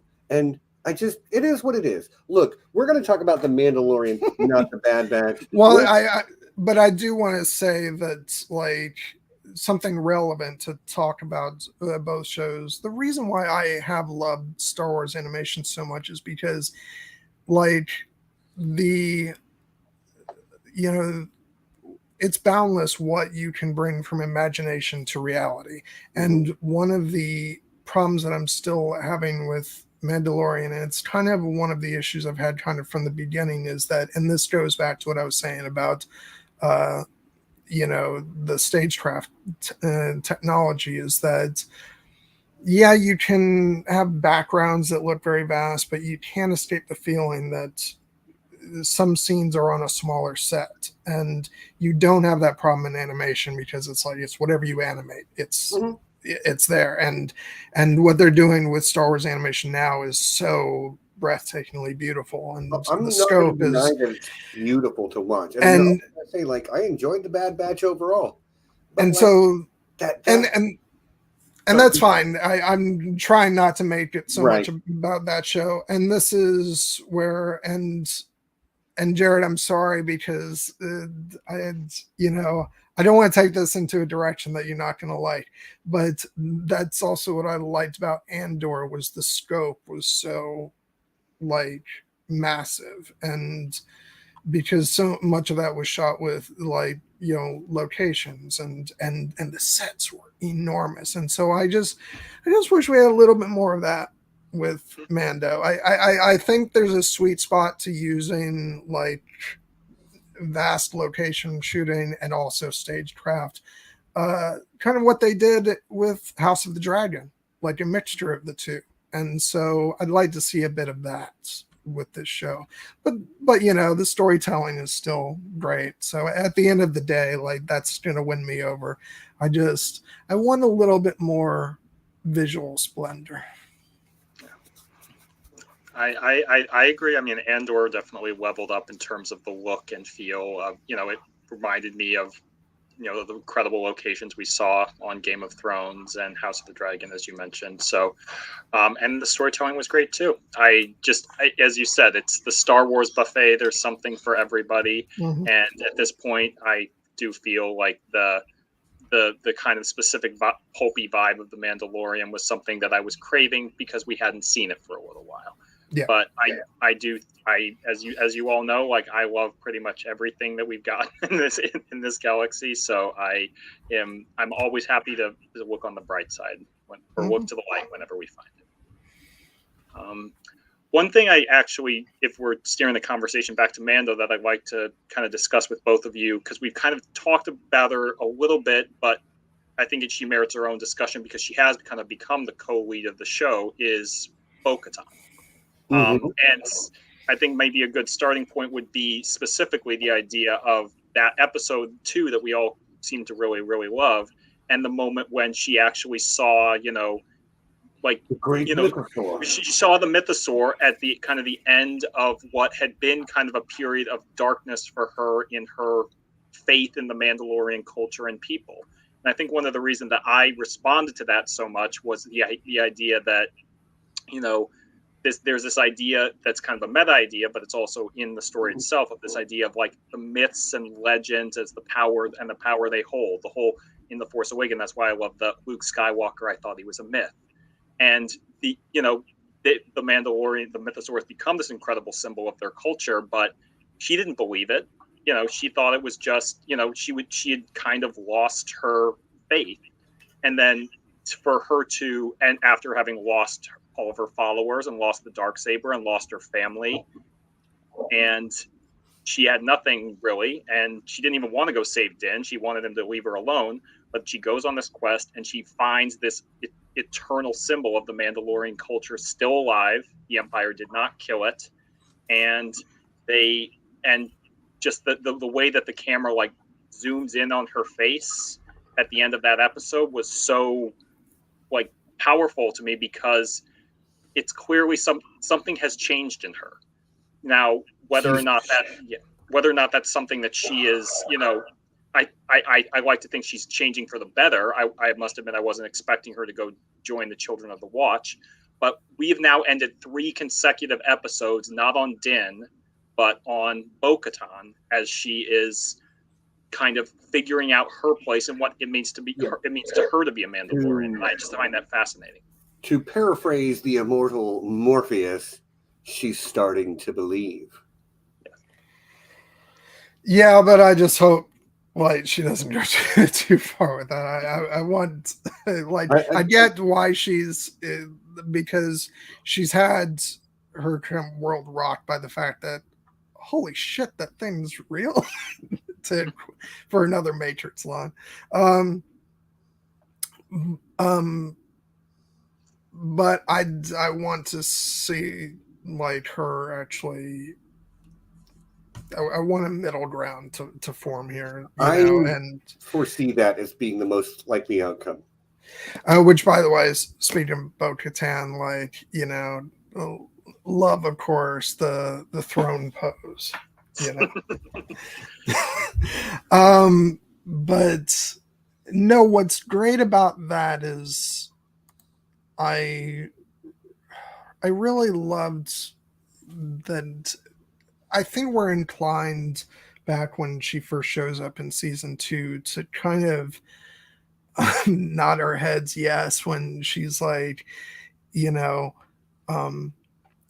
group is a bunch of Mandalorian religious extremists who burn away, because all that we know, they're called the Children of the Watch, and that sounds an awful lot like Death Watch. Well, Death Watch, yeah. And we know Din was rescued by Death Watch, just because of their uniforms and stuff. So in the flashback, so I'm actually interested to know what the whole history of his upbringing was and what all transpired there. But so even at this point, I think there's a part of us that's nodding yes, when she's kind of treating it all very flippantly, and she's like, I want to give you the full tour, and she's being very sarcastic about the whole thing, and she's reading it off, and legend has it that under the waters lived a great mythosaur, and then she's like, Din, and he's not even paying attention. He's having a full-on religious experience in that. Yeah.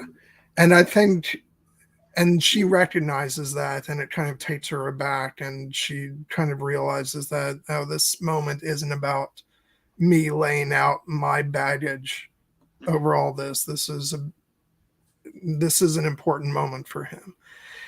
And so that's, and then of course, when she dives in after him, poor Din, he's having his moment, and if you've been paying attention to the episode up to that point, they pretty heavily foreshadowed her turn.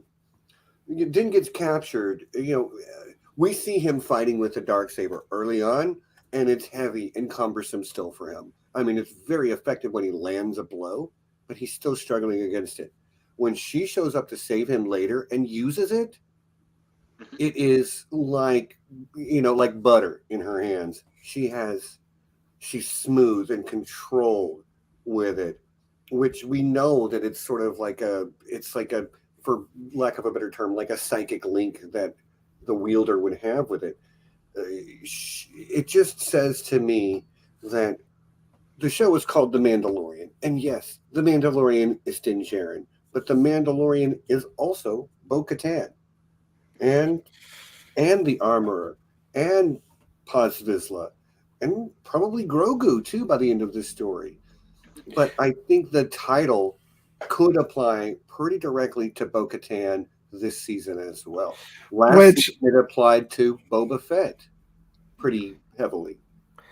I do want to say, and I'm mostly being tongue-in-cheek about this, but if we're being technical, I feel like within episode 2, we see the creepy, one-eyed creature defeat Din. And so technically at that point, the Darksaber goes to the creature. And then Bo defeats the creature. I'd say it's hers again. I mean, this is a Deathly Hallows Elder Wand logic. This is the way. Yeah. Except that we see Din literally carrying it later. Yeah, I know, and I'm like, what the hell? Like, well, so what I find interesting about that is at the end of season 2, when Din wins the Darksaber from Moff Gideon, and Bo-Katan's upset because that was her goal. I saw the prevalent speculation seemed to be the idea that Bo-Katan might actually be more of an antagonist in season 3, that she might have this kind of resentment towards Din, that she might actually try to challenge him to take it back, even though because he's clearly following the reluctant hero trope of not wanting the power and the responsibility that comes with it. But we did see some of that resentment, but we've also seen that she is growing to care for Din, and they've actually become allies. And what I find interesting about that is the speech that Bo-Katan kind of makes in episode 2 about the idea that the Mandalorian people, the reason that they fell ultimately to the Empire was because they were so fractured, they were so divided, they split into factions and were killing each other. Bo-Katan knows this better than anyone else because she turned against her own sister. And then and then ultimately that what started down a path that led to her sister being killed at the hands of Maul. And then she fought against the Imperials who sided with the Mandalorian Imperials. And then she lost her planet. And then she lost the Darksaber to Moff Gideon. So she knows better than anyone else what these kind of petty grudges and resentments can do to their people. And then, when I think about that, I was like, of course she's not going to be on the warpath to get the Darksaber back at this stage. She's trying to evolve beyond that. And I do wonder what's going to happen, if she ever links back up with the group of Mandos that she was with in season 2, the Casca Reeves and the Axe Woves, who basically abandoned her. And she's changed. And if they're ever going to take Mandalore back, there has to be a unification that's coming of some kind. And is Din going to be the one to lead it? Is Bo-Katan going to be the one to lead it? Right now, it's looking like both of them, honestly. It's going to be Grogu in the end.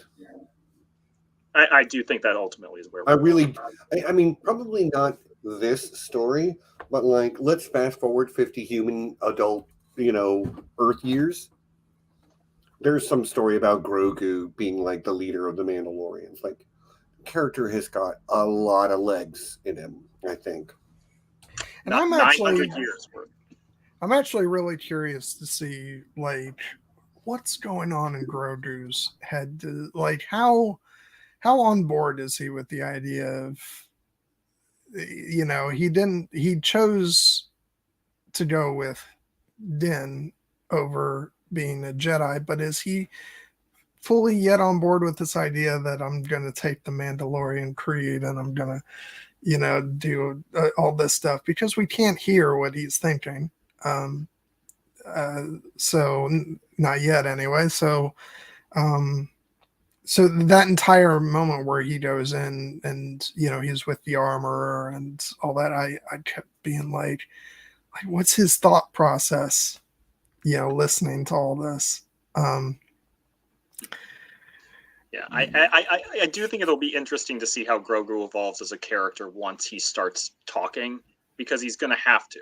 He can't stay the adorable little Muppet forever. He will have, once he starts talking, he is going to have to develop more of a personality, and we will, because we see that there is a lot going on there. That flashback he has to the Forge, he's had 50 years worth of darkness and trauma that he has to process and deal with. So I imagine that is also playing into it. He clearly wants to be with Din as his father figure, but does he want to be part of this Children of the Watch? We don't know. And that may be where the conflict comes when the time comes for when, as Din says, for Grogu to go from, to rise to the level of apprentice and maybe have to put on his own helmet. Is that going to be a fracture point potentially in their relationship? So we'll see. As Peter Griffin mentioned, do I think there's sparks between Bo and Din? I don't see romantic sparks. I do see like a very deep respect forming. I will say, I half jokingly, but also seriously, I'm still kind of carrying a torch for Din to wind up with Omira, the woman from the fishing village in the first season, episode 4. I thought they had a good thing going.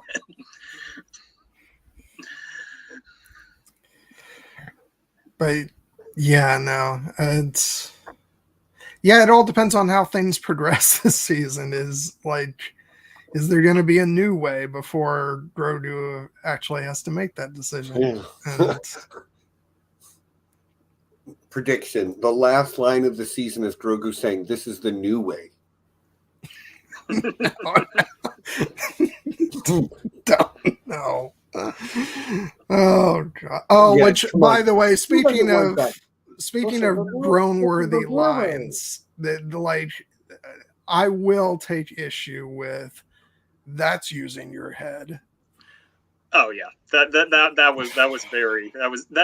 was very much on the level of Darth Vader's "be careful not to choke on your aspirations" director. But at least that had like a threat behind it. This was just a really bad dad joke. It was. He's a dad. What do you want? Yeah. No, that was not my favorite line in the episode.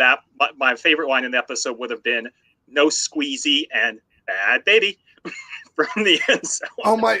Okay, now there were some things in the first episode that I really, really enjoyed, and chief among them has got to be Grogu spinning himself around in his chair.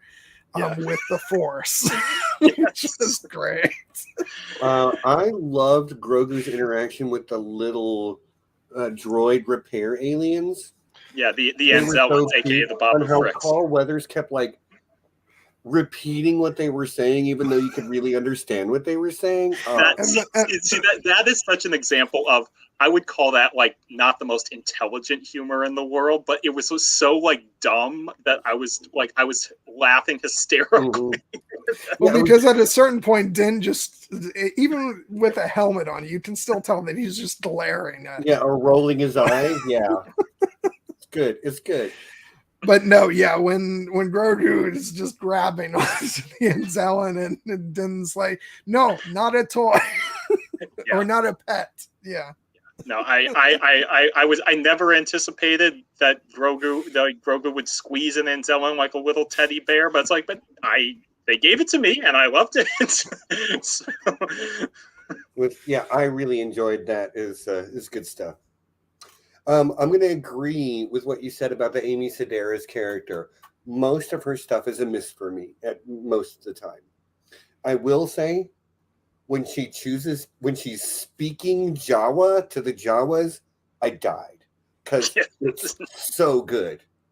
Like Amy Sedaris can do, like, I believe that actress as a person can actually speak real Jawa. Mm-hmm. Because it's so convincing. And here's the thing. I'm going to go and say, like, I have struggled with the tendency in newer Star Wars to bring in these well-known comedians to have like this broader, almost modern sense of humor in Star Wars. The exception to this would be because I think she disappears sort of so well into and maybe because it's animated, I don't know. I love Rhea Perlman in The Bad Batch. I think she's great. But yeah, every time they bring in like almost every time they bring in a well-known comedian, especially into like The Mandalorian, there's something I'm always like, this doesn't quite feel like Star Wars. This feels like famous person showing up in Star Wars. Yeah, it happened a little bit like that with Bill Burr at first. Yeah.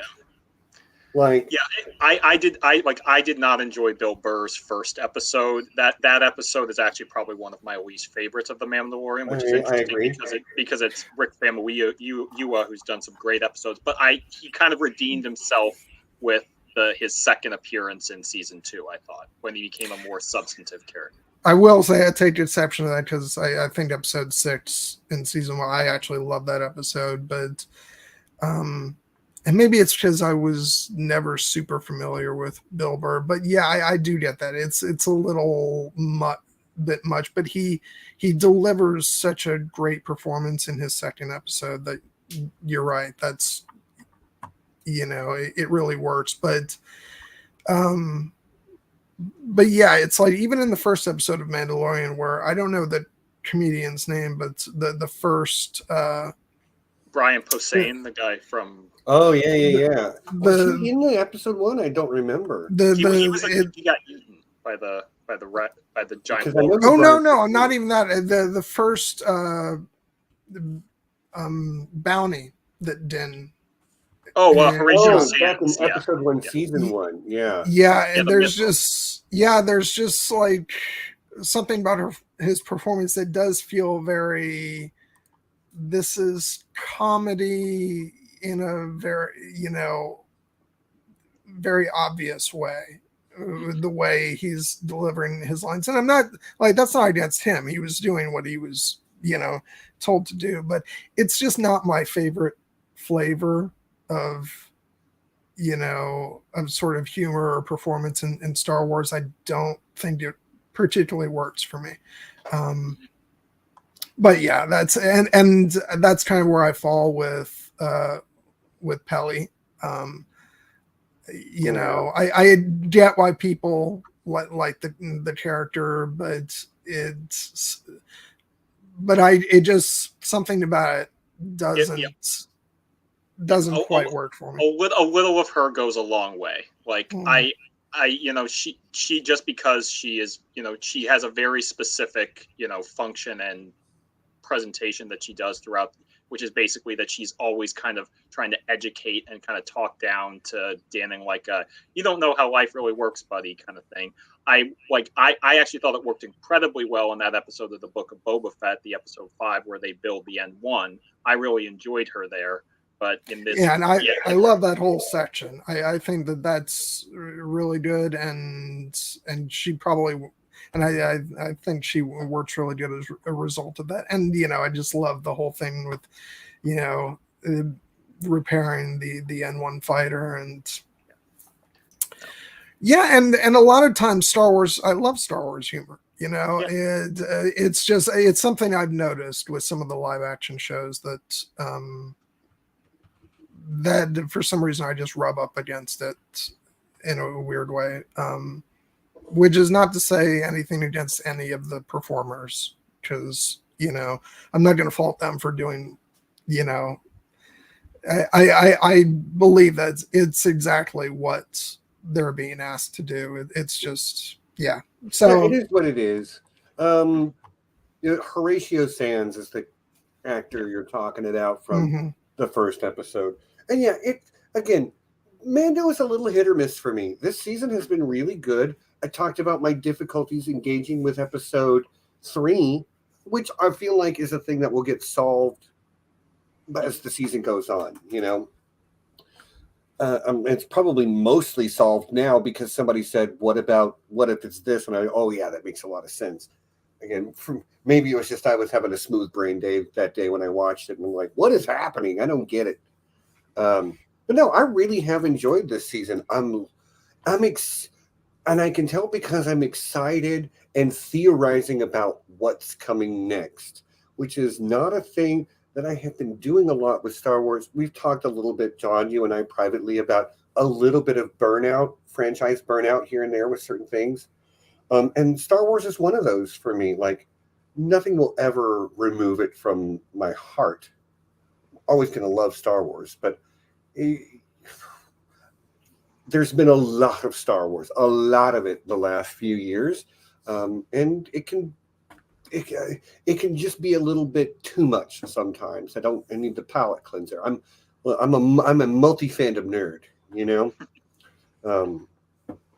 But no, I feel like that they're really humming along this season, and if greater context for episode 3 comes about, this is going to be, in my opinion, the best season of The Mandalorian so far. And that's saying a lot because Luke, Mother Love, and Skywalker showed up at the end of last season. So, and I will say, like, something you touched on earlier, Jared, was that I don't know yet where the seasonal place for me, but season 2 was very unique because we got it the year of the pandemic. Mm-hmm. And I think we all just appreciated having, you know, the fun Star Wars with, you know, and we got Ahsoka in live action, and then we got, you know, Luke Skywalker at the end of the season, and, you know, it was and Boba Fett. mm-hmm. Yeah. And so, I think that's very special. And I'm trying to think, I think that was also the year we got the last season of Clone Wars too, which was incredible. It was. Yeah, and so it was just great to have some really fun Star Wars stuff when we were all stuck at home. Also, I'm sure it's not the first thing he's ever done, but can we give it up for Carl Weathers directing episode 4? Yes. I mean, he is a great action director. You know, he had directed, I think, episode 4 of last season, the Siege, the one where they find the kind of the Snoke bodies in the tubes. But this was really like when I heard he was directing this episode, I thought, oh, this is when they go back to Navarro for the pirate attack. But no, he didn't appear in the episode at all. He got to, you know, really focus on his directing, and he got to show us a great action sequence. And I particularly love that he got to be the one who directed Ahmed Best's, you know, big moment. Mm-hmm. Yeah, I guess I just wasn't aware that Carl Weathers did much directing, but when the credits for the episode rolled, I was like, oh, cool. You know, Apollo Creed directing this one. Right on. I don't remember what he was called in Predator, but he's always going to be that guy from Predator to me. You know, the clasping hands, him and Arnold. Yeah, we all know what it's talking about. I love it. It's so cheesy in the 80s. But yeah, I was really happy to see Carl Weathers was the one to direct it. I also get really excited because Bryce Dallas Howard has got one coming up, and I think she might be my favorite person directing stuff in Star Wars right now. She's incredibly talented. I one of the things I've loved about all these, you know, live action shows is that they've been proving grounds for like new directors coming into Star Wars. Like Deborah Chow's episodes of season 1 were standouts for The Mandalorian, and then she used that to, you know, to direct all of Obi-Wan Kenobi. And Bryce Dallas Howard, you know, forgive me, I don't know if she had directed anything before this. She may have, but this was kind of like a big breakout for her, to the point that, you know, she's now directed an episode every season. They've all been incredibly well received, and people were like, give her a Star Wars movie. And I'm like, you know, I would love to see her, you know, get a chance to play in a bigger sandbox. And then we have like new you know, Rick Famuyiwa he had done a bunch of independent films. He's now like an executive producer on the show. He's an established part of the creative team. And then they're bringing in, you know, Peter Ramsey, who did Into the Spider-Verse, is going to direct an episode this year. Peter Griffin mentions in the chat that for Skeleton Crew, which is a show coming up at the end of the year, the Daniels, who directed Everything Everywhere All at Once, will be directing an episode. You know, it's a bigger sandbox, and more people get to play in it, which is great. Dude, I cannot wait for Daniels to direct Star Wars. I don't know what that's even going to look like, but it's going to be awesome. Well, I'm holding in my expectations for that because they're guest directors. It's not like they're gonna be in charge of crafting a time bendy, like really out there story. Like, It's but they have an eye. They have a very I'm just interested to see what they do. So am I. Okay, let's move towards wrapping this up. It's not the Daniels. It's just Daniels. But apparently, yes, they are going to direct an episode or two of Skeleton Crew when it comes out. Yeah. And everybody calls them the Daniels, and they keep saying it's not the Daniels because that sounds too self-important. We're just Daniels. We're not the Daniels. I had that wrong too. I thought it was the Daniels, but oh well. But everything everywhere all at once. That mid-credit scene, it says directed by Daniels. Okay.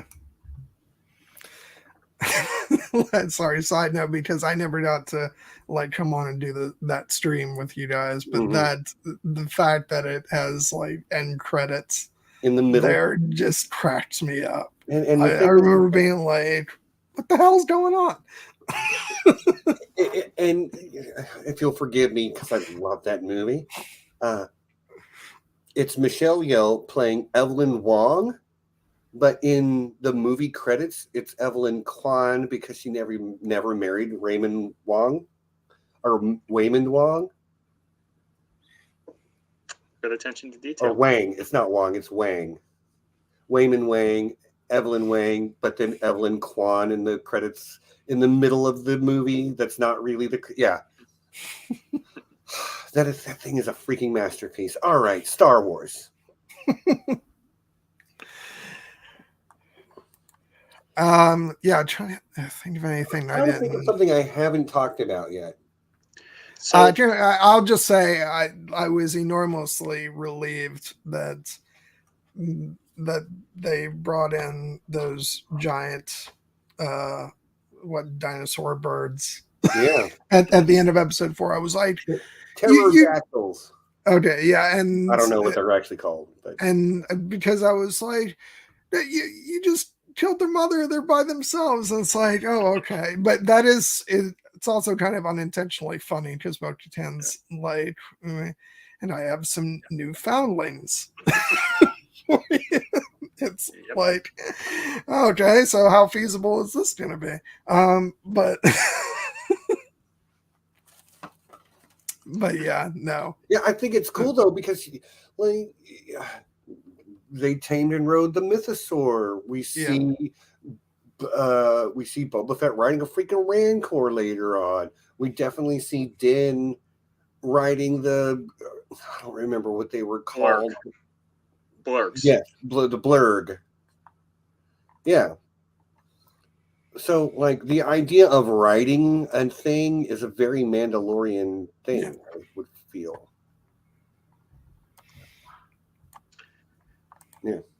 And I'm looking I just don't think they'll be able to necessarily take the creed. No, they're not Mandalorians. They're mounts. Yeah. Which, by the way, guys, your covert is in a terrible place. Oh, you can't even play in the backyard without being carried off by a dragon. Yeah, I've made jokes about this. The fact that it's that they set up their camp on Dinosaur Attack River, and it's I think after maybe 2 or 3 of those, I would have been let's find another place. But they're no, this is Mandalorian hunters struggle, hunter life and hunt as hunter and prey, and I'm yeah, but these things are also just eating you. Yeah, it's the armor is no, don't don't do that. They'll eat the foundling, and it becomes apparent that this has happened several times. It's wait, what? You guys are still there? Well, on the upside, nobody else wants to go there and bother them because of the dragon, turtle, lion, dinosaur, whatever attacks that just happen random. And by the way, same kid 2 times. Yeah, that Ragnar Vizsla got the dinosaur turtle and the dragon. Which, and this, but this goes back to what I was saying earlier. It's like the extent to which their rigidity, hinders them. It's like they're not going to even admit that they made a bad call on where they settle. So, yeah, I'm just going to start calling him Shark Bait now. Shark Bait, hoo-ha-ha. Yep. And we didn't mention, like, speaking of, him, the training scene where Grogu totally owns him. That's great. I just want to rewind real quick to the end of the dragon scene. It was I thought it was great visual, them flying after, but like at the end of that, I said out loud, "There's always a bigger fish." Yep. Did anybody else say that like out loud to themselves? Maybe I didn't say it out loud, but I was thinking it. You thought it real loud. I got you. The other thing that I feel like there's still something I'm forgetting, but something I want to mention was that something else I loved about episode 3 was, and all the stuff on Coruscant, was that it was actually a really nice blend of some Coruscant that actually did look kind of familiar to what we got in Andor, but also blended with more of the Coruscant flavor from the prequels, which I thought was cool to see.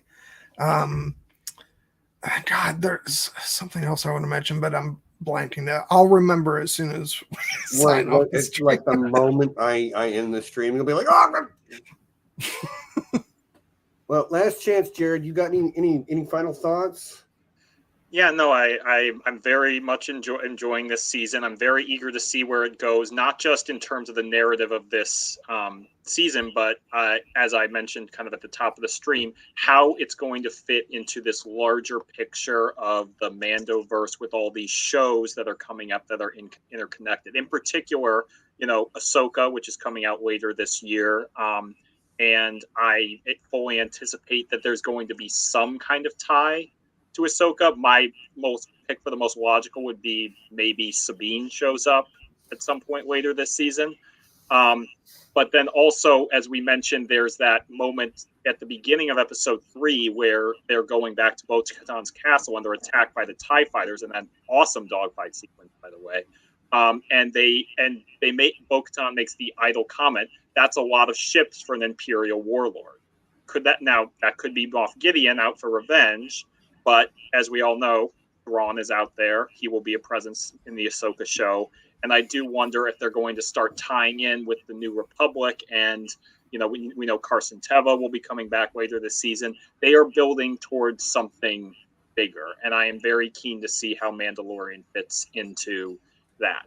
But I'm just happy to be on the ride with these characters, and I'm looking forward to whatever comes. There's that bit in the trailer where Carson Teva is talking to someone, is saying like, and by the time it's too big for you to ignore, it'll be too late. And I'm like, who is he talking to? I feel like I think we can get a Mon Mothma cameo in this season, possibly. Yeah, I feel like it's somebody big in the New Republic, whether that's Mon Mothma or maybe even one of our big 3. Who knows? Awesome. But yeah, I still don't remember what I was going to say, but my thought went to that as well. Like the fact that like they wrote in the line, that's a lot of ships for an Imperial warlord. I mean, I guess it could still be Gideon, but that feels like a tease for this is actually something bigger. So we'll see where that leads us. And we should start taking money bets on which episode of Ahsoka is going to go off into another Like, Right. side story to make Well, people how upset. many episodes are there? Because it will be after the halfway point, but not much. Yeah, I think Ahsoka is going to have 8 episodes, but It'll be episode 5. Calling it now. And there'll be place your bets on which character is going to take over Ahsoka's show for an episode. It's a good question. And it's weird. Like, my last thought is that, like, Mandalorian season 1 came out, and everybody's like, it's the Baby Yoda show. So, like, he wasn't even the most popular character in his show. And then season 2 came out, and there was so much Boba Fett that he didn't get the love. Like, he was kind of felt like a backseat in his own show. But then Book of Boba Fett comes out, and Mandalorian shows up in it, and everybody's like, yes, we got Din Djarin back. So now he's like the main character in the other person's show. And then we come back to Mandalorian season 3, and we've got yet another person kind of stealing the spotlight in Bo-Katan. So it doesn't matter whose name is on the tile out front on the show. Like, they're going to be handing stuff out to different people, so to speak, you know? And I can only speak for myself. Like, as soon as I heard that, we're doing a live action show, it's about a Mandalorian or a Mandalorian. So in my head, I'm thinking, can we just get Bo-Katan or Sabine or something? So, like, I'm more than happy that Bo-Katan has been a co-lead this season. I think it's a winning formula to have your character that that is the through line of the story, but let other characters come in and be really big, significant parts of that. They just are all attached to Din and the things that goes on when he's around.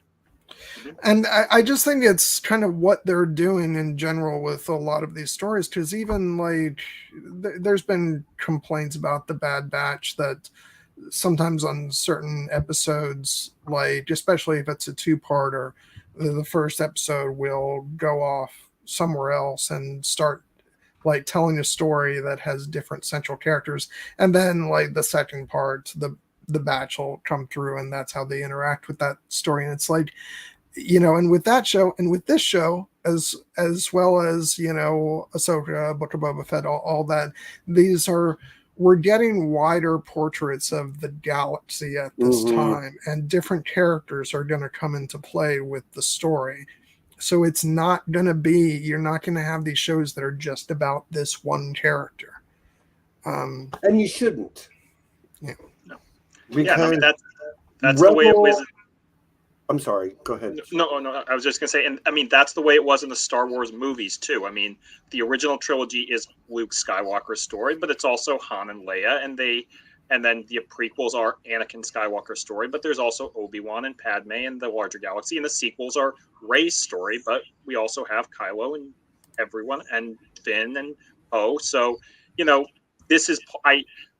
Mandalorian season 1 was actually kind of unique in the way that it was so focused almost entirely on the journey of this one character. But now that he's been our point of entry, I think that you have to expand the palette, because as they love to say, it's a big galaxy out there. Lots of opportunities for Yep. Yeah, I mean, and you know, Guilty says only Andor gets to be the main character in his own show, but that show had an ensemble. Like, there were a lot of characters. I brought up Mon Mothma, Peter Griffin brought up Bix, and then Taker himself brings up Luthen. Yeah, I mean, all of those were, and I mean, even Obi-Wan Kenobi, like, you had little Leia, and Baby Leia was the star of that show. And that, I know that was a point of contention for a lot of people, that not only you had Obi-Wan, you had Leia, you also had God, why do I always struggle with names? Reva, who was very much like a central character in that show. And I don't know, not everybody liked that, but like, Star Wars historically has been like an ensemble. Mm-hmm.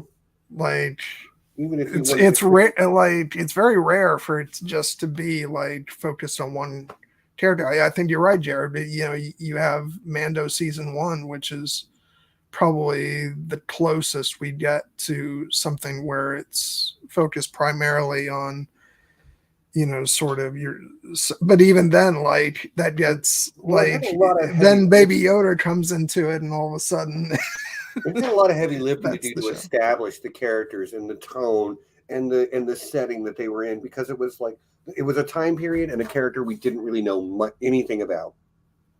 So making that first season about him makes sense. But now Din Djarin is one of the most established characters at least in the modern parlance of Star Wars. So he gets to be the legacy character now that other people are coming into his show and playing in his backyard. And I love that. And I like that the people that have been there from the beginning keep their roles going on and maybe get to grow.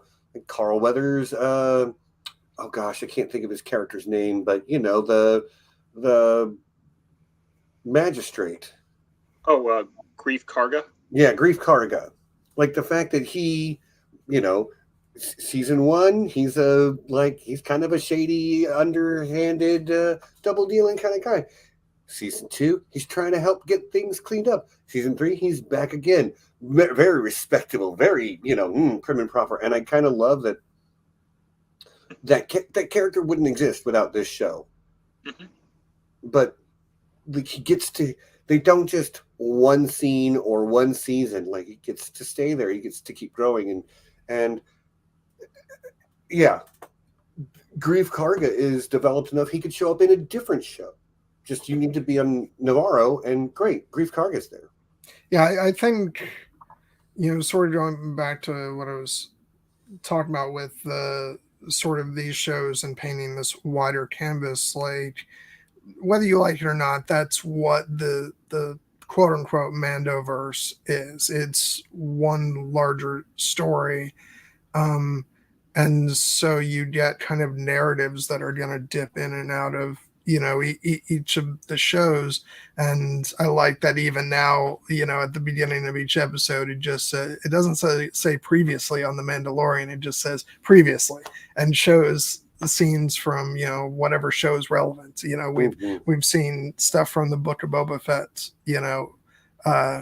in there this season. And, it's your prerogative whether you like that or not. But like these shows, both Mando and Book of Boba Fett were designed to, like, the end credits look the same. It's the whole thing with the concept art, and the general vibe is very similar, and Ahsoka's gonna be the same thing. And like, so for me, this is like, yes, they're individual shows and they do have a flavor onto themselves, but they do feel like they're telling one big story. And I've, it was a little surprising at first, but now I'm on board for it.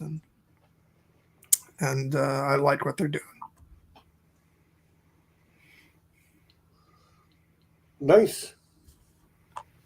Yeah, we're all looking forward to the ending. We're all happy. Great. I'm happy. I also have to pee really bad. I do have one final thought, if you'll indulge me. Mm-hmm. And that is, this show just does the darn thing. Episode 1. Oh, we need to go to the living waters and get purified. Okay, great. Episode 2. They go do it. Yes. And by the end of the episode, it's done. Yeah. And that has been the case with the show really since Go. Like, they say, we're going to go do the thing. And most of us are like, yeah, look into that 2 to 3 episodes now. No, it's done by the end of this episode. And I really appreciate that this show does that. It's like, oh, that awesome thing we're going to go do. We're not going to spend 3 episodes getting there. We're just going to go do the cool thing now. And I really appreciate this show for doing that, for not drawing things out and just going for it. Yeah, no, I thought it would be an entire season-long quest for the Mines of Mandalore, and we were done with it by episode 2. Yeah. I thought it was going to be video game logic of, I will help you on your quest to the Mines of Mandalore, but first you must do this for me, which there was a little bit of in season 2. But yeah, that's part of what's so exciting about this show is like we have kind of a general overall picture, and that I do think eventually it's leading up to some kind of battle for Mandalore. Reclaim it, but is that going to be this season? I don't know. Maybe that's season 4. The remainder of the season could go anywhere. I do see what you guys are saying, and I am sort of on board with this particular season with them doing this, because I actually think it's been surprising because they've kind of, set us up for thinking, oh, the next episode's going to be this, and then they actually go in a different direction. But that said, I also want to make it clear that I am very much a fan of sort of the slow burn and the setting things up and maybe taking some time to build towards something. But it's on a case-by-case basis. So. Yeah, no, Andor was a great example of a slow burn kind of show, as opposed to a show that was like delaying to get to the thing that we all know eventually going to get to. Yeah, Andor was. I do want to say Andor was really great. Of what I love, which is the allowing things to progress slowly to ratchet up tension, like which is something that I've always been a fan of. One of my favorite movies of all time is Alien, which is a great example of just sort of twisting you into knots, waiting for like the scary thing to happen. And I feel like the same thing with Andor, especially like the episodes leading up to the heist. It's like John, sort of I don't want to go down Mandalorian road, buddy. I have to pee. I have to sign us off. Okay, we talked about Andor. We loved it. Great show. Really did tension wonderful. Different pacing than this show. Glad you appreciate the difference. I like both.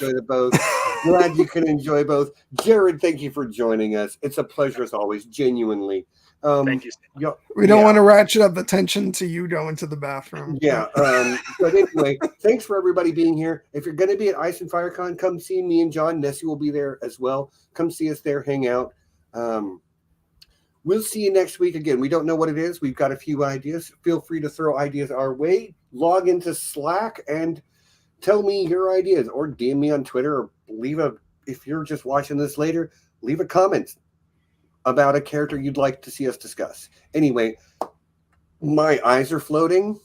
Thank you everyone for joining us. We love you guys. We'll see you all next week. And until then, you know what it is. Peace and be excellent to each other. Bye.